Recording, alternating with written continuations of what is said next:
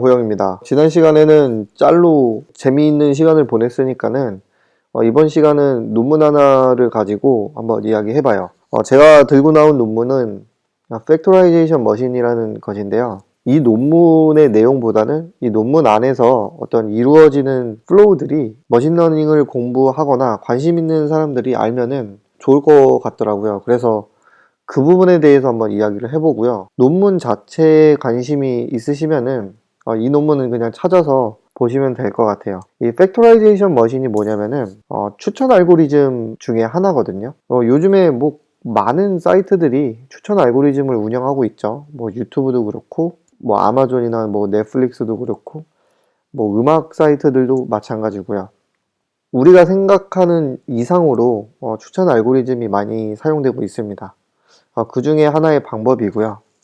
이 팩토라이제이션 머신이 어떤 식으로 나왔고 그 다음에 어떻게 일반화되고 어떤 모델들하고 비교를 할 수 있는지 그런 것들에 대해서 말씀을 드릴게요. 데이터 바로 볼게요. 우리가 가지고 있는 데이터는 영화 데이터고요. 뭐 유저 데이터가 있고 뭐 영화 목록 데이터가 있고 뭐 여지껏 봤던 그리고 뭐 레이팅 했던 어떤 데이터들이 있고요. 그리고 타겟 데이터인 평점 데이터가 있습니다. 그래서 우리가 궁금한 건 뭐냐면은 우리가 가지고 있는 데이터를 가지고 타겟을 예측을 하고 싶은 거예요. 그러니까 제가 보지 않은 영화들을 예측을 해서 그 예측들 중에서 가장 높은 평점을 가진 영화를 저에게 추천을 해준다면은 제가 그 영화를 보고 좋은 평점을 줄 가능성도 높고 뭐 만족도도 높아지겠죠. 그래서 추천 알고리즘이 중요한 건데요. 기본적으로 생각할 수 있는 모델이 뭐냐면은 리니어 리그레션입니다. 간단하죠. 상당히 간단하기 때문에 그냥 각각의 변수에 그냥 각각의 가중치를 곱해서 쭉 더하면은 어떤 예측값이 나오게 하는 그런 형태죠.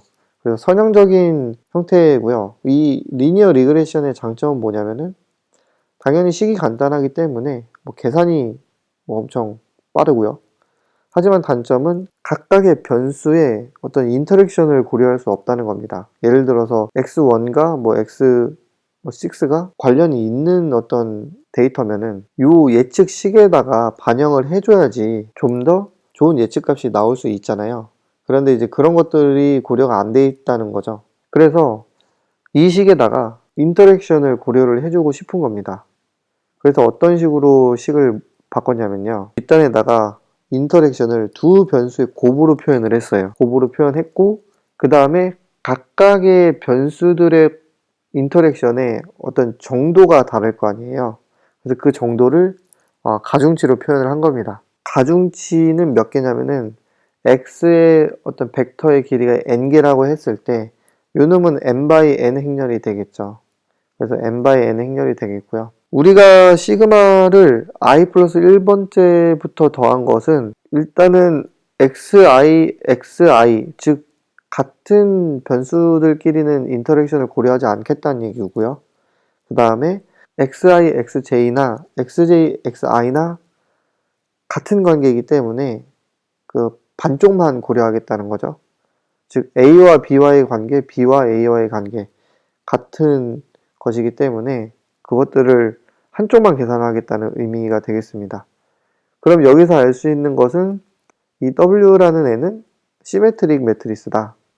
뭐 이렇게 생각을 할 수 있겠네요. 그래서 이 식을 변형을 했을 때 요 식의 장점은 뭐 당연히 인터랙션, 엄밀히 따지면 이제 요 식은 두 변수 간의 인터랙션을 고려할 수 있다는 얘기고요. 단점은 계산량이 늘어났다는 얘기겠죠. 지금 이런 식들이 이해가 안 되신다고 해서 너무 걱정하실 필요는 없고요.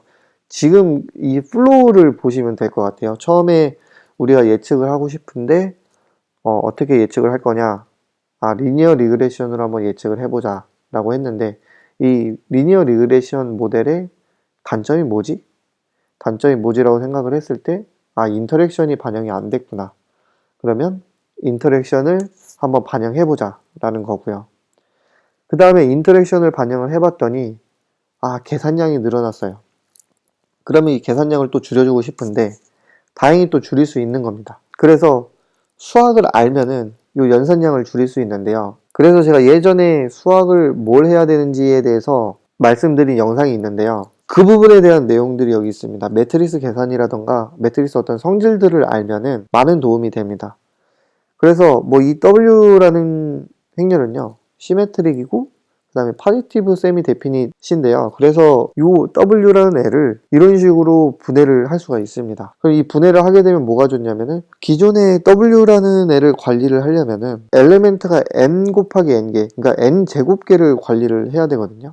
근데 요 놈을 분해를 하면은 매트리스 V만 관리를 하면 되죠. 이거는 뭐 똑같으니까 요 하나만 관리해서 곱해서 이제 W를 구해주면 되기 때문에 n 곱하기 k의 엔트리만 고려를 해주면 된다는 거예요. 즉 K는 n보다 훨씬 작은 숫자로 만들 수도 있기 때문에 얼마든지 우리가 가능한 범위 내에서 변수를 줄여줄 수가 있습니다. 상당히 좋죠.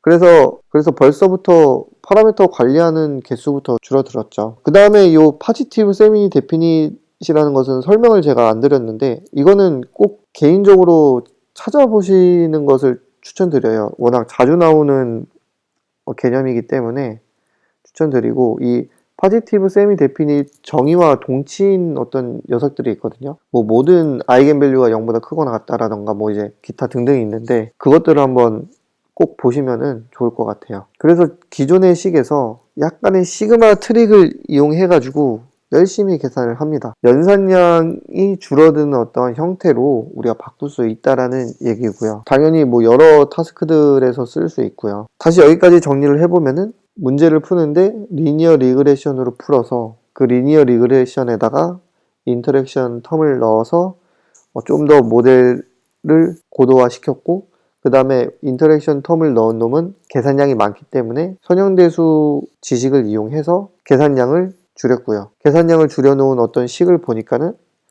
이 녀석이 또 좋은 게 이제 미분도 매우 깔끔하게 돼서 그레디언트 디센트 같은 어떤 미분 텀을 이용하는 방법론에 대해서는 아주 편리하게 쓸 수 있다. 뭐 이런 얘기고요. 그리고 심지어 뭐 일반화까지 할 수 있어요. 지금 우리가 본 거는 이 2개짜리 인터랙션 텀을 가진 녀석인데 뭐 3개짜리도 만들 수 있고 뭐 4개짜리, 5개짜리, 뭐 D개짜리를 만들 수 있다더라.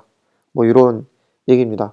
그래서 일반화까지 우리가 시켰고요. 그래서 여기까지 흐름만 느끼면은 오늘 영상에서 뭐 다 가져가신 거라고 보면 될 것 같고요. 그래서 만들어 놓은 식을 뭐 다른 모델하고 비교를 했고요. 항상 여러 모델이 나오면은 각각의 모델에 대해서 장단점을 좀 파악을 하시면은 좋을 것 같아요.